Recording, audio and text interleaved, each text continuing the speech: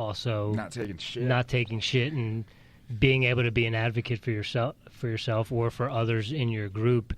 And yeah, sometimes it comes out, and I feel like at times like I push that way down, and it doesn't come out, and then or it comes out in the wrong times against the wrong people. Or you like kick the dog or whatever, and it's like today it was just that set me off because he's been in the back there just jawing and thinks he knows, like he's the Howard Stern of Met Radio, and I've been here since 2017. Like, cool, it's 2019. Yeah, it's not that like, long ago, dude.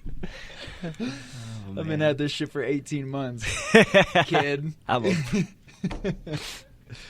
So how was your travel here from Montana? It was good. It was quick, man. And I went the back way, so I went through like Wind River Canyon. Left at like 6:30 this morning. It was good. Yeah, it's always a beautiful drive. I mean, when you drive through that section of Wyoming, I think I saw 7 cars, and then the last few hours is on 25. But for the most part, you're driving through like God's country. Yeah. 80 miles an hour. Yep. Yeah, exactly. Yeah, exactly. Are you in a van? Yeah, I had to bring the van and the trailer down for a rise. Usually we'll backline gear, but I like the drive to Colorado, man. It's so fucking short comparatively to other drives that I have to do. So brought all the gear. All the boys fly in over the course of the next 2 days. Was everyone based in Montana or just you? Just me, man. Okay. We couldn't be more like... The joke is when people are like, where are you guys from? I always say, America. Because Carl lives in the Twin Cities, our drummer Ben lives in Brooklyn, and then your guitar player Stefan lives in Charlotte. Okay. All over the place. Yeah. Yeah. So you guys like Skype to practice? How's that work? No, we always... Yeah, we don't. The first 3 shows of tour practice. Yeah. Like, everyone is like... I'm blessed that my band is like very elite, high-level players. You know, so I send them... All right, this is pretty much the set list for the tour, give or take a few songs. Everyone just be ready. And we play so much, you know. We play fucking 100 shows a year, so it's like everyone knows their shit, you know. And then we figure out cool little fun shit to do, you know. We've been doing a couple of days of rehearsal before a tour, but usually we just go out swinging. Does the set list change in that 100? A little bit. Like, sometimes people reach out and be like, hey, I really love this song, and here's why, and I'll be at this show. Can you play it? But we've really been getting into, like, constructing a show, you know, like making a show, which I think is a powerful thing, you know. It's where it's, like, airtight, where transitions, there's no wasted time, you know, like... I feel like what can happen a lot is if you're changing the fucking set list all the time is in between songs there's like this tuning and this like unstructured banter and shit like that where it's like we structure this thing like no, this is the set. It's like everyone goes out and it kind of is just like here's this 90-minute song, you know. So like kind of doing it like that. Right on. And so how does that, like with the new album, how much of that are you trying to play to that album so to promote that? Totally. Versus like the classics that everyone knows and loves. Yeah. I definitely try and get a good balance of that. I try to make sure that like there's at least 4 or 5 songs from the new record on any given set. But there's just songs that people like more, you know, that we like make it a point to play. But try to get a good balance.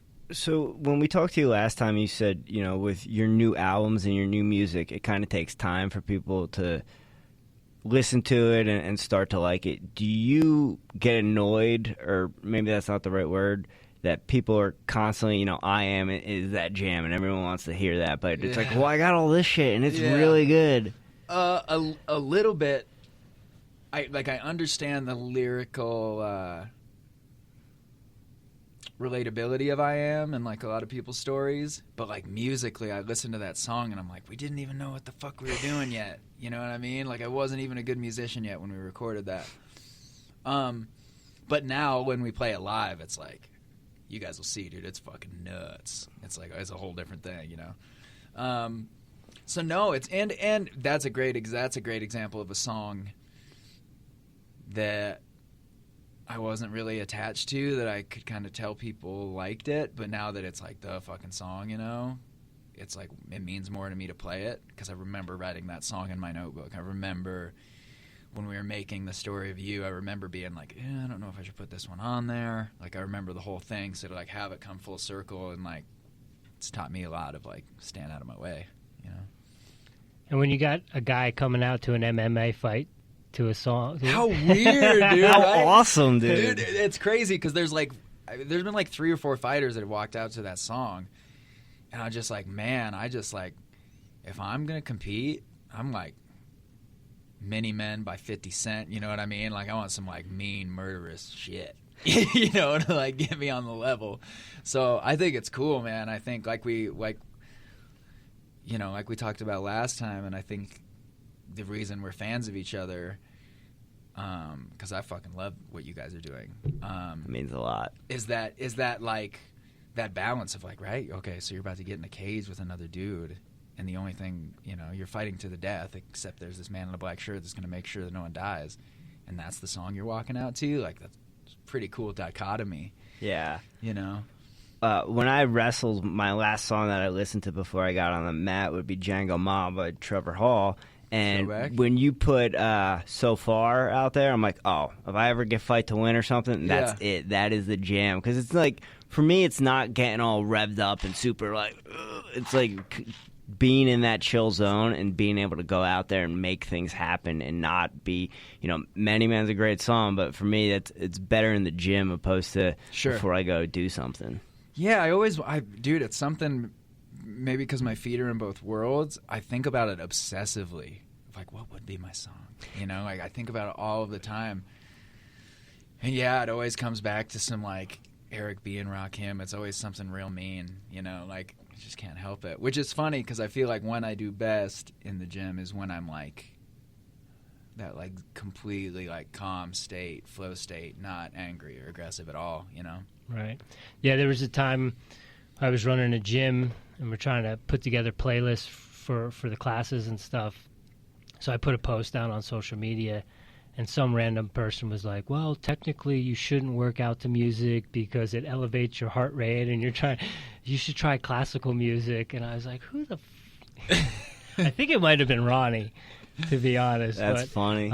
It's just like, I'm just trying to get the people what they want at the gym. Like, yeah, man. And, like, for me, especially with music plays such a huge role. Like, at our gym, it's really interesting. Like, we listen to a lot of, like, reggaeton and, like, stuff that's not in English when we're doing jiu-jitsu, and it's just this, like, boom, boom, boom. Like, it's this background music, and you're, like, it just kind of, it keeps this thing, because everyone's obviously aggressive, but it seems to keep anything from, like, boiling over. There's, like, this thing. But, like, when I'm striking, hip-hop, because it, like, keeps me in that, like, it keeps my head moving. It, like, something about having hip-hop in the background that's, like, I feel like it makes my striking better. It could be the weed. I don't know.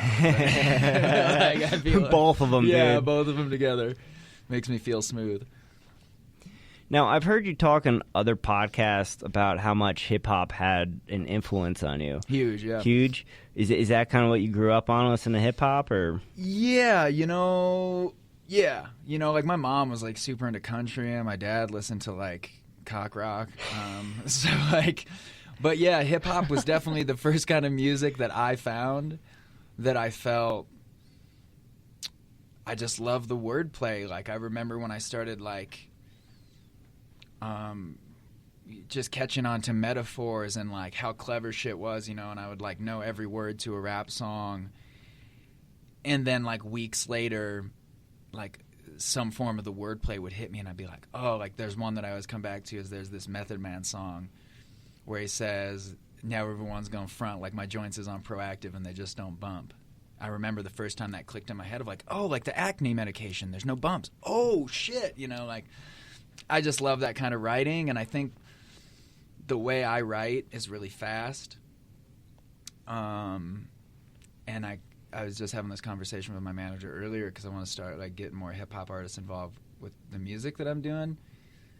Obviously, we're not starting in this studio.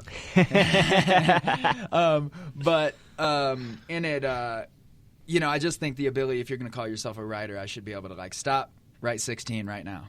and like most hip hop artists that I like can do that. It's something I put a lot of weight on the pen. I think it's important. Now that we have you in studio, speaking of wordplay and what have you, one of my favorites is on your song "Free," and you said, "Call me Tupac Chopra." That is like that's the quote, dog. That was one that I wrote that I like right when I finished it was like, yeah, yeah. I put the pen down. Was like nice. I was driving to a trailhead last summer, and that had came out on Spotify. And once you get to the certain spots on the trailheads in Leadville, you just lose all service. So like the last song you're listening to is pretty much the only song you're gonna hear all day, and that was it, dude. And I just kept on playing it back and back and back. Yeah, that was one of my favorite ones I've ever written. That whole verse, I remember we recorded that in a hotel room in Alaska, and Carl just had this beat, and I had torn my. So we took this gig in Alaska because it was like the Alaska Ice Climbing Festival or something, dude. It was in middle of fucking nowhere, but they're like, you can go cat skiing. So my manager at the time, who also skis, was like, we'll go up there, we could fucking cat ski. I'm like, yeah, totally. I fucking tear my MCL in jiu-jitsu 2 weeks before we leave. So like stuck in this hotel. The other guys aren't skiing, not at the level where they're getting off cats and shit. Carl's like, oh, I made this beat, and Chitty was up there, Nako's drummer, because we hadn't started working with Ben yet. And he played that, and I was like, "Oh, I got this verse that I wrote on the plane." And I spit that, and Carl was like, "Okay, this is a song," And then Chitty did his shit on the spot too. So, right on. Does that happen often, dude? For me, if my car insurance company knew how many verses I write in traffic, it'd be bad. But yeah, I write nonstop, dude, nonstop, verse a day usually. Really, if I'm on it, yeah. This is kind of a noob question, but do you freestyle? All the time, dude. Yeah, like when I'm driving, that's why I like driving so much. It's a muscle, dude. Like I really do believe it. And like I said, I mean, obviously not everyone can do it, but like it's a muscle that for me it's important to work out. Like a lot. Listen, I'm trying to get better as a guitar player. I'm never gonna be a fucking John Mayer, but like. I pride myself that on any given time, if someone fucking tosses me a mic and the beat doesn't suck, that I can get after it. So yeah, it's something that I like. It's a muscle that I lift with a lot. Will we be seeing any Drew McManus emo auto-tune rap at any time? No, I don't think so.